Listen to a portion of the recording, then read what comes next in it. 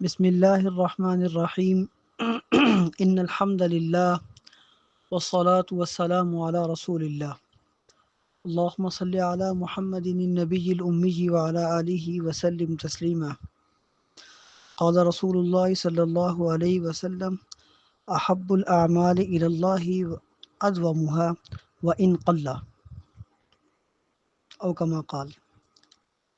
آج کی حدیث نبی علیہ الصلوۃ والسلام کا ارشاد ہے کہ اللہ کے نزدیک سب سے پسندیدہ عمل وہ ہے جس پر ہمیشگی ہو اگرچہ تھوڑا ہو۔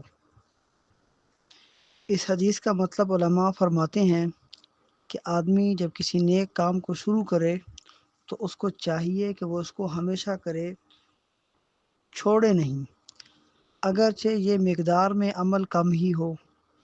یہ بہتر ہوگا اس عمل سے جو مقدار میں زیادہ ہو مگر اس کے آداب، اس کی شرائط کے ساتھ نہ کیا گیا اور نہ وہ ہمیشگی کی صفت کے ساتھ مزین ہو۔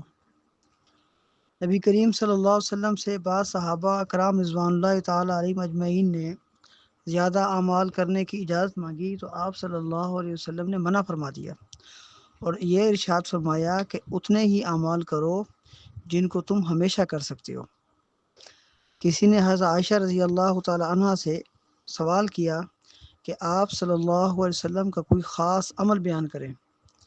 اس پر حضرت عائشہ رضی اللہ تعالیٰ عنہ نے فرمایا کوئی خاص عمل تو نہیں تھا، ہاں یہ ضرور تھا کہ جس کام کو آپ صلی اللہ علیہ وسلم شروع کرتے تھے اس پر ہمیشگی اختیار کرتے تھے۔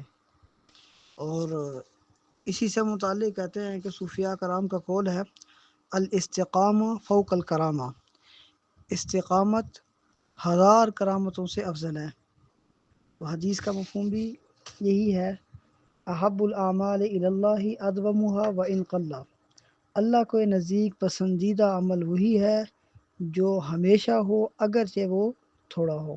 اللہ پاک مجھے اور آپ کو عمل کرنے کی توفیق عطا فرمائے۔ اللہم صلی علی محمد النبی الامی وعلی آلہ وسلم تسلیما۔